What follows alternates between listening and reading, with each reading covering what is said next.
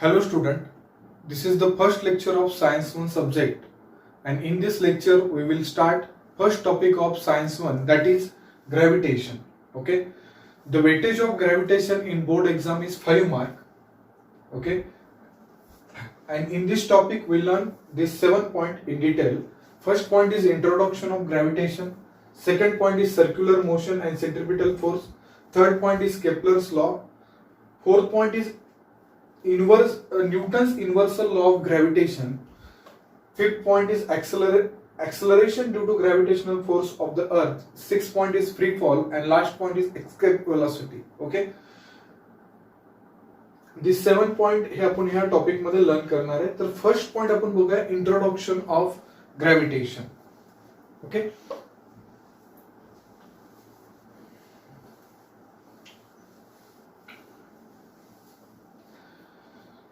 we know that gravitation ही concept पूरी discuss केली आहे sir Isaac Newton. Okay, gravitation ही concept sir Isaac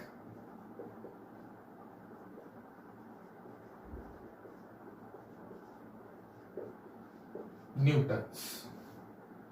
okay, sir Isaac न्यूटननी ग्रॅव्हिटेशन ही concept डिस्कवर केली. ठीक आहे, नेक्स्ट सर आयझॅक न्यूटननी जे वर्क केलंय ते फर्स्ट आपण नोट करून घेऊया.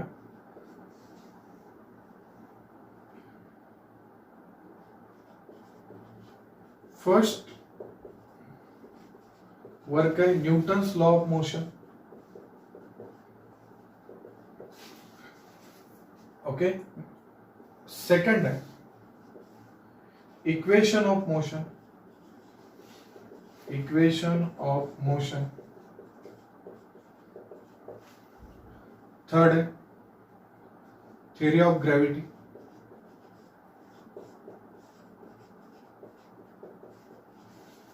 ओके, फोर्थ है मैथमेटिक्स की खूप इम्पॉर्टंट ब्रांच जी क्या है कॅल्क्युलस. कॅल्क्युलस. आणि फिफ्थ नंबर है रिफ्लेक्टिंग टेलिस्कोप.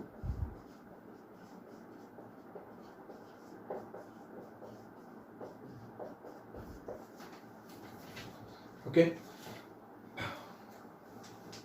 सर आयझॅक न्यूटननी जे वर्क केले त्याच्यामध्ये फर्स्ट पॉइंट आहे Newton's law of motion. Okay, तुम्ही 9th स्टँडर्ड मध्ये न्यूटन्स लॉ ऑफ मोशन हा पॉइंट डिस्कस केलेला आहे. तर न्यूटन्स लॉ ऑफ मोशन मध्ये 3 लॉज आहेत. First law, second law and third law.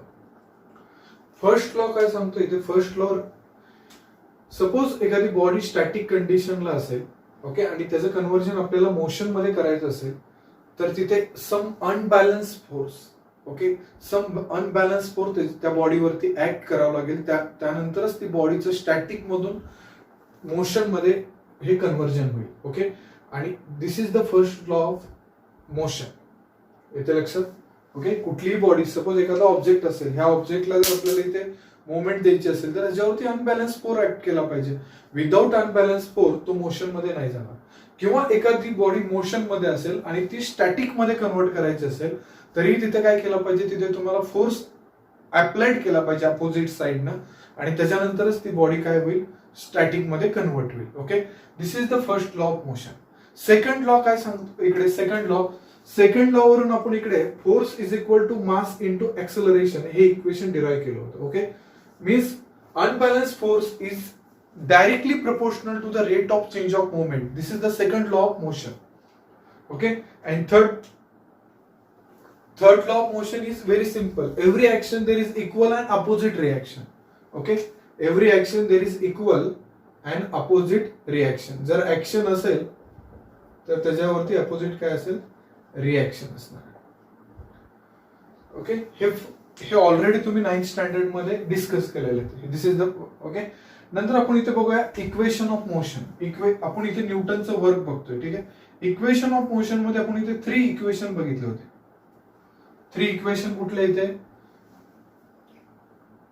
u is equal to v is equal to u plus 80, S is equal to ut plus 1/2 at square, and v square is equal to u square plus 2as. Okay. Equation of motion मध्ये 3 equation बघितले होते. v is equal to U, ह्यालाच काय म्हणलं जातं, v ला final velocity, u ला initial velocity, आणि t म्हणजे काय असणार आहे, टाइम, आणि a म्हणजे acceleration due to, okay, acceleration म्हणलं तरी चालेल, युनिफॉर्म ऍक्सलरेशन म्हणलं जातं त्याला. s म्हणजे डिस्प्लेसमेंट, u म्हणजे इनिशियल वेलोसिटी, t म्हणजे टाइम. ओके. फर्स्ट इक्वेशनला काय म्हणलं जातं, वेलोसिटी टाइम रिलेशनशिप. ओके. आणि जे की 9th स्टँडर्ड मध्ये आपण ग्राफ वरून डिराईव्ह केलं होतं. सेकंड इक्वेशनला काय म्हणलं होतं, जे second equation S is equal to U T plus 1/2 AT square, जे सेकंड इक्वेशन आहे,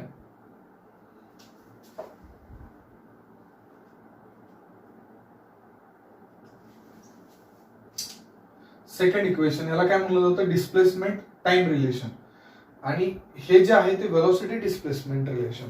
आणि हे आपण लास्ट याला डिस्कस केले होते. ओके. थिअरी ऑफ ग्रॅव्हिटी हे न्यूटनचं वर्क आहे. कॅल्क्युलस, मॅथमॅटिक्स मध्ये खूप इम्पॉर्टंट ब्रांच आहे ते कॅल्क्युलस. ओके. ज्यावेळेस तुम्ही 11th-12th ला जाल त्यावेळेस तिथे कॅल्क्युलस म्हणून एक मॅथमॅटिक्स मध्ये पार्ट आहे, जो की पार्ट आपल्याला पार्ट 1 आणि पार्ट 2 मॅथमॅटिक्स मध्ये असतो 11th-12th ला.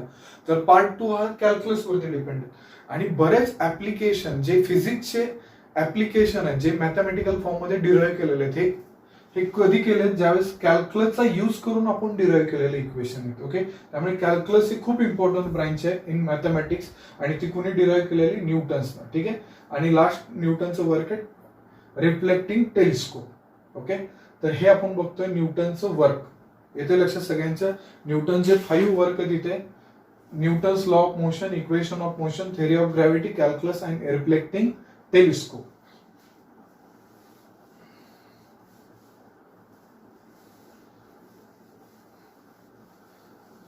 ओके. ग्रॅव्हिटेशन ही कोणी डिस्कवर केली, सर आयझॅक न्यूटन. ओके. नंतर आपण इथे बघूया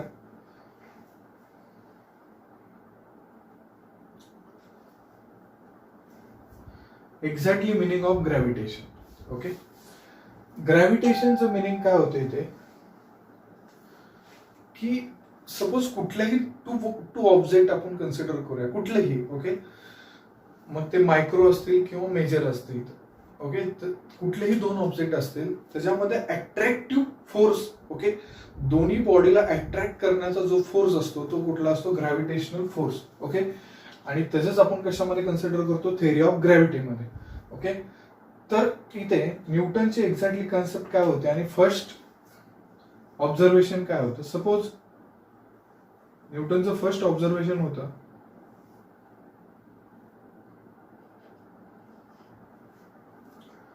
suppose this is the apple, हा ऍपल आहे. ओके.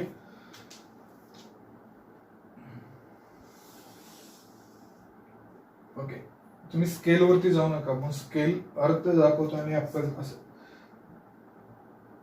हा इथे अर्थचा सेंटर दाखवतोय, अर्थ, and this is the moon. आपण इथे दाखवूया मून. ओके. फर्स्ट ही ऑब्झर्व, जो की ऍपल असेल तो अट्रॅक्ट होणार आहे डाऊनवर्ड, कुणाकडे, अर्थकडे. ओके. अर्थच्या सेंटरकडे जो ऍपल आहे तो अट्रॅक्ट होणार आहे. ठीक आहे. तर त्याने नेक्स्ट ऑब्झर्वेशन असं केलं की जर ऍपल हा अर्थकडे ऑब्झर्व होत असेल तर मून हा अर्थकडे का अट्रॅक्ट होत नाही. ओके. त्याच्यासाठी आपण एक बेसिक कन्सेप्ट समजून घेऊया की एक्झॅक्टली ह्याच्यामध्ये हे अट्रॅक्शन होतं आणि हे का होत नाही. ओके. एक्झॅक्टली अट्रॅक्ट प्रॉपरली होत का नाही. तर ह्याच्यासाठी आपण एक कन्सिडर करूया की एक मॅग्नेट घेऊया. ठीक आहे. आणि मॅग्नेटमध्ये 2 पोल असतील, नॉर्थ आणि south pole, north and south pole.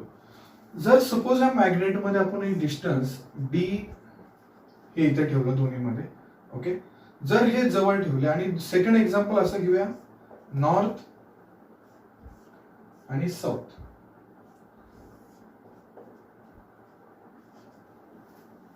Okay. तर फर्स्ट एक्झाम्पल मध्ये तुमच्या लक्षात येतं की नॉर्थ आणि साऊथ पोल मध्ये डिस्टन्स हे कमी आहे as compare to second example, north आणि साऊथ पोल मध्ये डिस्टन्स हे मॅक्सिमम आहे. ओके. पण जिथे डिस्टन्स कमी असेल तिथे अट्रॅक्टिव्ह पॉवर मॅक्सिमम असणार आहे. ओके. आणि इथे अट्रॅक्टिव्ह पॉवर मॅक्सिमम असल्यामुळे ते 2 ऑब्जेक्ट अट्रॅक्ट होतील. पण इथं काय होणार आहे, नॉर्थ आणि साऊथ पोल मध्ये डिस्टन्स मॅक्झिमम आहे. मॅक्झिमम जिथे दोन ऑब्जेक्ट मध्ये जिथे डिस्टन्स हे मॅक्झिमम असेल दोन ऑब्जेक्ट मधलं, तिथे अट्रॅक्टिव्ह पॉवर कशी असणार आहे, कमी असणार आहे. ओके, त्याच्यामुळे इथे अट्रॅक्शन आहे, पण जी पॉवर ज्या बॉडीला जवळ आणण्यासाठी लागणार आहे ती पॉवर कमी असणार आहे. त्याच्यामुळे हे इथे अट्रॅक्ट होत नाही. इथेही सेम आहे, ऍपल आणि अर्थ मध्ये डिस्टन्स कमी आहे त्याच्यामुळे हे अट्रॅक्ट होत आहे. इथे पण अट्रॅक्शन होत आहे, पण जे जवळ आणण्यासाठी अट्रॅक्टिव्ह पॉवर, अट्रॅक्टिव्ह फोर्स आपल्याला लागणार आहे तो इथे नाहीये. This is the basic concept of gravitation. Okay, आणि हे ऑब्झर्वेशन नंतर न्यूटननं परत बाकीचे कन्सेप्ट डिस्कस केले जातात. ओके, तर ह्या टॉपिक मध्ये आपल्याला एक्झॅक्टली काय करायचंय हे बघितलं आपण. सर आयझॅक न्यूटननी ग्रॅव्हिटेशन ही कन्सेप्ट डिस्कवर केली. न्यूटनचे 5 आपण कन्सेप्ट डिस्कस केला. Newton's law of motion, equation of motion, theory of gravity, calculus आणि रिफ्लेक्टिंग टेलिस्कोप, हे 5 वर्क आपण इथे बघितले. न्यूटनच्या आधी इथे केपलर्सनं वर्क केलं होतं. ओके, न्यूटनचं ड्युरेशन आहे 1672. Okay,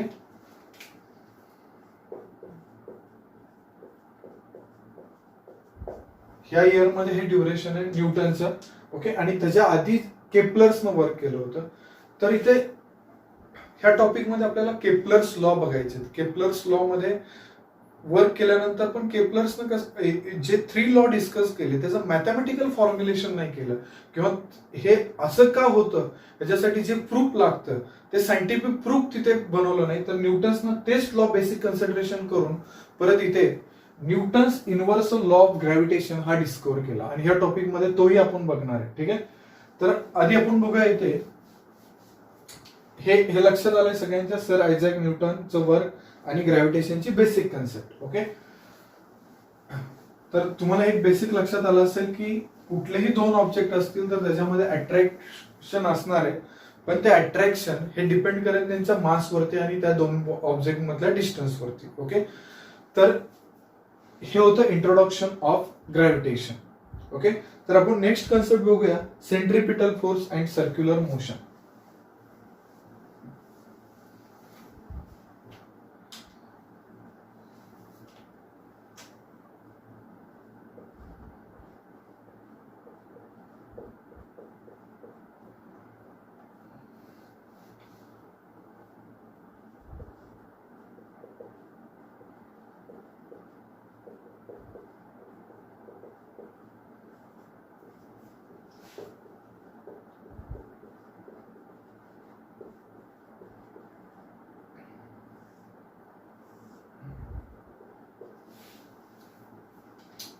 circular motion and centripetal force.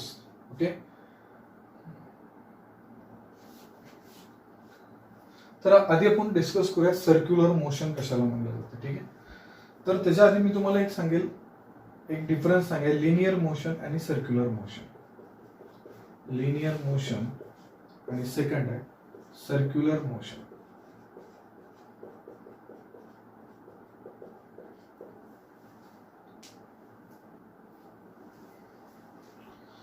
Suppose एखादा ऑब्जेक्ट, सपोज हा ऑब्जेक्ट आहे आणि हे जे ऍक्सिस आहे. ओके, एखादा ऑब्जेक्ट हा स्ट्रेट लाईन मध्ये मूव्ह होत असेल. Okay, along the axis straight line मध्ये मूव्ह होत असेल तर ह्या मोशनला काय म्हणलं जातं, लिनियर मोशन. ओके, अलॉंग हा ऑब्जेक्ट आहे स्ट्रेट लाईन मध्ये मूव्ह होतोय अलॉंग द ऍक्सिस. ओके, तर ह्याला काय म्हणलं जातं, लिनियर मोशन. जर एखादा object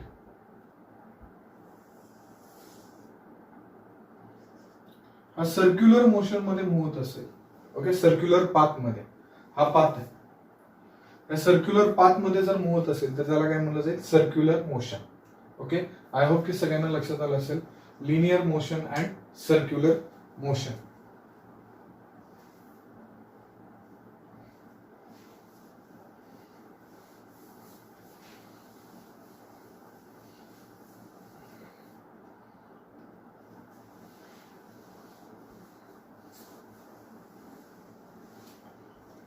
linear motion and circular motion. Okay, हा सर्क्युलर मोशन. नेक्स्ट आपण डिस्कस करूया centripetal force. Okay, centripetal force कशाला म्हणलं जातं, सर्क्युलर मोशन फक्त मी तुम्हाला इथे सांगणार होतो. आपण सेंट्रिपिटल फोर्सची जी बुक मध्ये डेफिनेशन दिलेली ती नोट करून घेऊया. First, a force act on any object moving along a circle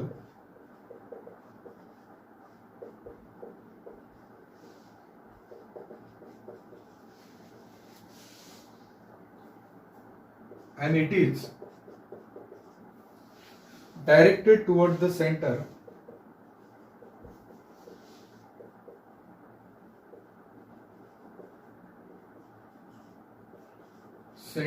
of circle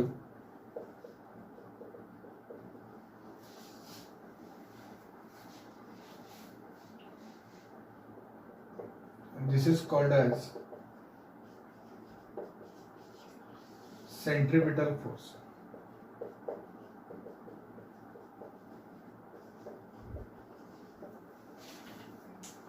Okay, force act on any object moving along a circle.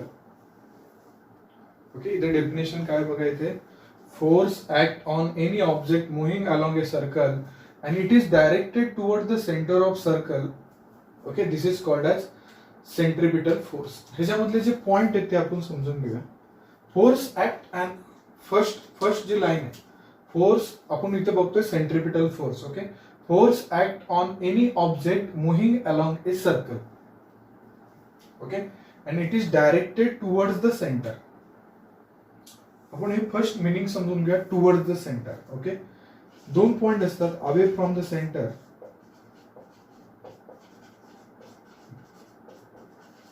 आणि सेकंड आहे towards the centre.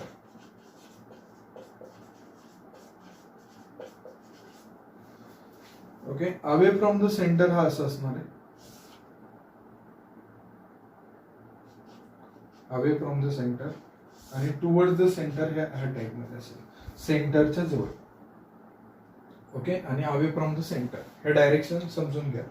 Away from the centre ह्याला म्हणलं जातं towards the centre. तर हा force कसा आहे, towards the centre आहे, म्हणून मी हे कट करतो. ठीक आहे, टुवर्ड्स द सेंटर हा पार्टच आपल्याला आता गरजेचं नाही, फक्त हे सांगितलं exactly away from the centre आणि टुवर्ड द सेंटर मधला फरक आहे. Force act on any object moving along a circle. Okay, suppose this is the circle. 1 minute.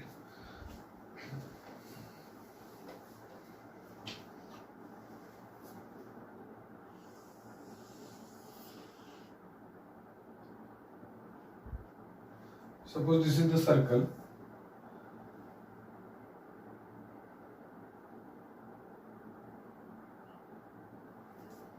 आणि ह्या सर्कल मध्ये ऑब्जेक्ट. ओके, आणि हे सेंटर.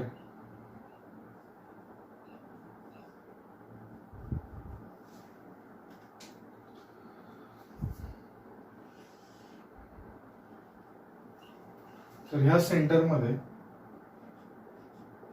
जो फोर्स इनसाइड डायरेक्शनला असेल आणि ह्या डायरेक्शनला एक इथे वेलोसिटीची डायरेक्शन असणार. Okay, this is the velocity आणि हे असणार आहे ते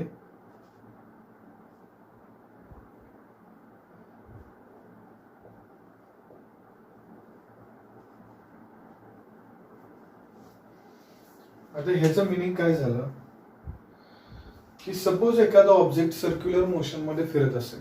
ओके, ऑब्जेक्ट कसा आहे, सर्क्युलर मोशन मध्ये फिरतोय. ठीक आहे, तर त्याच्या सेंटरकडे जो फोर्स अट्रॅक्ट करेल तो फोर्स कुठला झाला, centripetal force.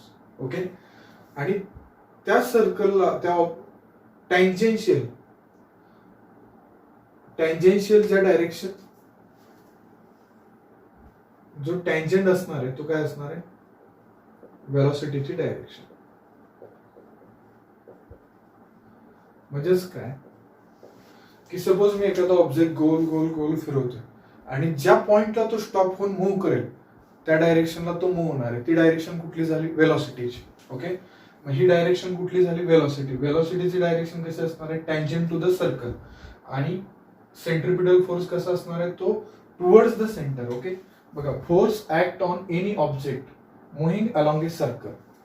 Force act on any object moving along a circle. Okay, कुठलाही ऑब्जेक्ट जर सर्क्युलर पाथ मध्ये मूव्ह करत असेल and it is directed toward the center of circle. Okay, directed toward the centre of circle, तर त्या फोर्सला काय म्हणलं जाईल, सेंट्रिपिटल फोर्स. आणि बरोबर सपोज एखादा ऑब्जेक्ट आहे, ओके, कन्सिडर करा एक ऑब्जेक्ट आहे, तो रोटेट होतोय रोटेट होतोय रोटेट होतोय, पण बरोबर आपण एका पॉइंटला त्याला स्टॉप केलं तर तो त्या डायरेक्शन मूव्ह होणार आहे. मग ती डायरेक्शन कुठली झाली, वेलोसिटीची. येते लक्षात, वेलोसिटीची डायरेक्शन. तुम्ही एक प्रॅक्टिस एक थोडं ग्राउंड मध्ये प्रॅक्टिस करा. सर्क्युलर पाथ मध्ये एखादा कुठलाही ऑब्जेक्ट एका ह्याच्यामध्ये एक स्ट्रिंग घ्या आणि त्याच्या पुढे एक वेट लावा, ते रोटेट करा रोटेट करा रोटेट करा. ओके, आणि बरोबर एका पॉइंटला तो स्टॉप करा. बरोबर जिथे तुम्ही स्टॉप कराल त्याच्या बरोबर टँजेन्शियल डायरेक्शनला तो मूव्ह होईल. ओके, मग ही डायरेक्शन कुठली झाली, टँजेंट टू द सर्कल, ही वेलोसिटीची डायरेक्शन झाली. आणि जो इंटरनल ऍक्ट होणारा फोर्स आहे तो कुठला असेल, सेंट्रिपिटल फोर्स. त्यामुळे त्याला काय म्हणलं, toward the centre. Force act on any object moving along a circle, it is directed toward the centre of circle, this is called as centripetal force. मग सगळ्यात इम्पॉर्टंट इथे दोन आपल्याला पॉइंट लक्षात ठेवायचे, सेंट्रिपिटल फोर्स आणि सेकंड लक्षात ठेवायचं वेलोसिटी. आता जो सेंट्रिपिटल फोर्स आहे, सेंट्रिपिटल फोर्स आहे तो कुठे असणार आहे, टुवर्ड्स द सेंटर.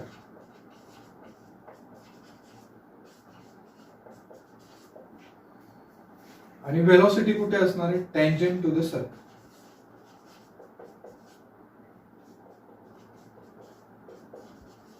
ओके, हे पॉइंट तुम्हाला लक्षात ठेवायचे. आले लक्षात. ओके, फर्स्ट आपण इथे बघितलं सर्क्युलर मोशनची कन्सेप्ट. सर्क्युलर मोशन कशाला म्हणतात लक्षात आले. ओके, जो ऑब्जेक्ट सर्क्युलर पाथ मध्ये मुवमेंट करतो त्याला काय म्हणलं जातं, सर्क्युलर मोशन. ओके, त्या मोशनला सर्क्युलर मोशन. सेंट्रिपिटल फोर्सची डेफिनेशन लक्षात ठेवा. Force act on any object moving along a circle and it is directed toward the centre of circle, this force is called as centripetal force. हा इथे असणार आहे तो सेंट्रिपिटल फोर्स, हा असणार आहे तो डायरेक्शन ऑफ वेलोसिटी. ओके, आणि डायरेक्शन ऑफ वेलोसिटी कशी असते, टँजेंट टू द सर्कल. आणि सेंट्रिपिटल फोर्सची डायरेक्शन कशी असणार आहे, टुवर्ड द सेंटर. ओके, एवढे पॉइंट लक्षात ठेवा. ओके, तर हे नोट करून घ्या.